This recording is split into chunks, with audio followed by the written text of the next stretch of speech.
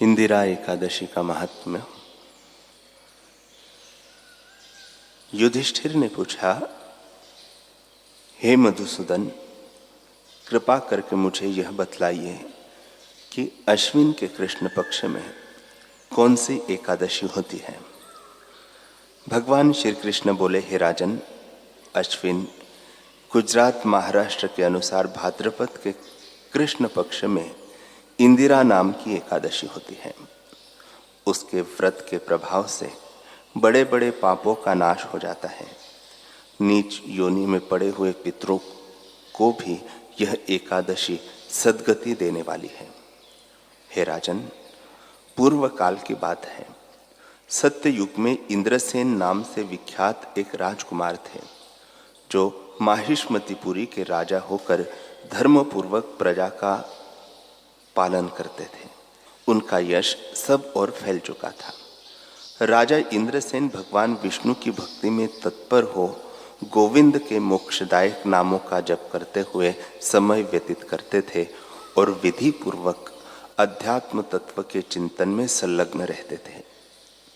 एक दिन राजा राजसभा में सुखपूर्वक बैठे हुए थे। इतने में ही देवर्षि नारद आकाश से उतरकर वहां आ पहुंचे।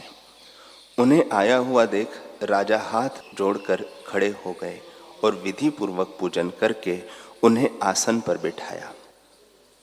उसके बाद वे इस प्रकार बोले, हे मुनि श्रेष्ठ, आपकी कृपा से मेरी सर्वथा कुशल है।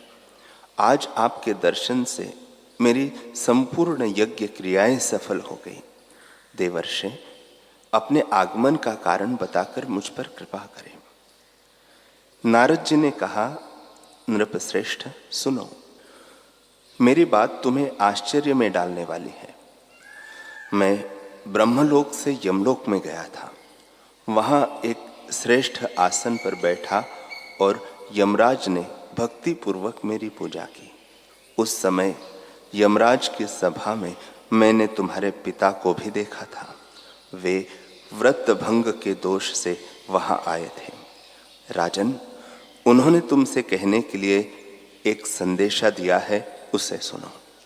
उन्होंने कहा है, बेटा, मुझे इंदिरा एकादशी के व्रत का पुण्य देकर स्वर्ग में भेजो। उनका यह संदेश लेकर मैं तुम्हारे पास आया हूं। राजन, अपने पिता को स्वर्ग लोक की प्राप्ति कराने के लिए इंदिरा एकादशी का व्रत करो।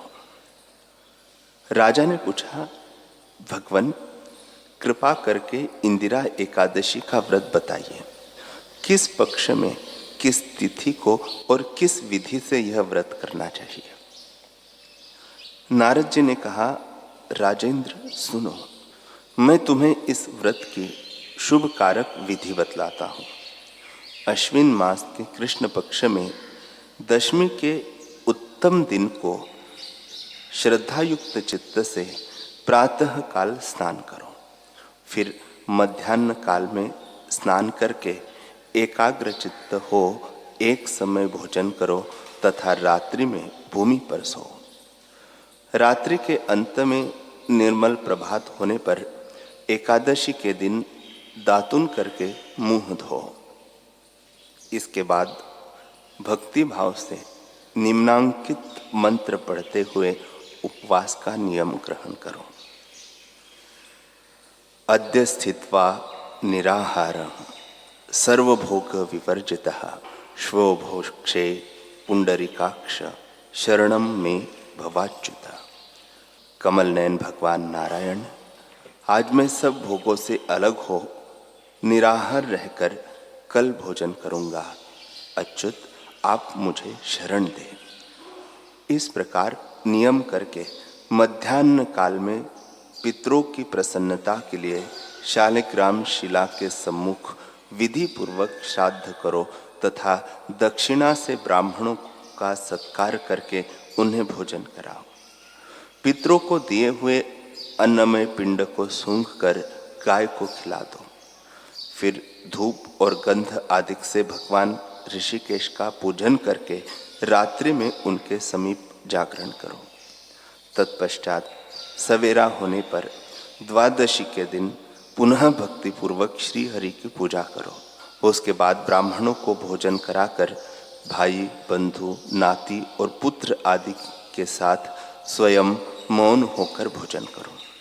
राजन, इस विधि से आलस्य रहित होकर यह व्रत करो।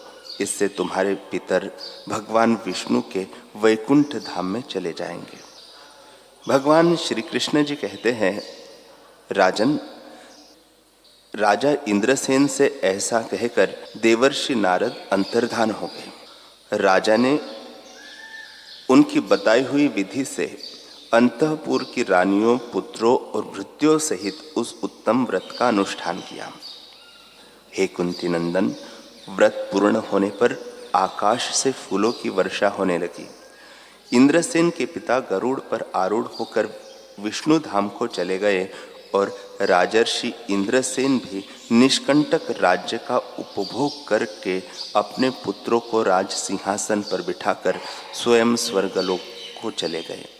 इस प्रकार मैंने तुम्हारे सामने इंदिरा एकादशी व्रत के महात्म्य का वर्णन किया है। इसको पढ़ने और सुनने से मनुष्य सब पापों से मुक्त हो जाता है।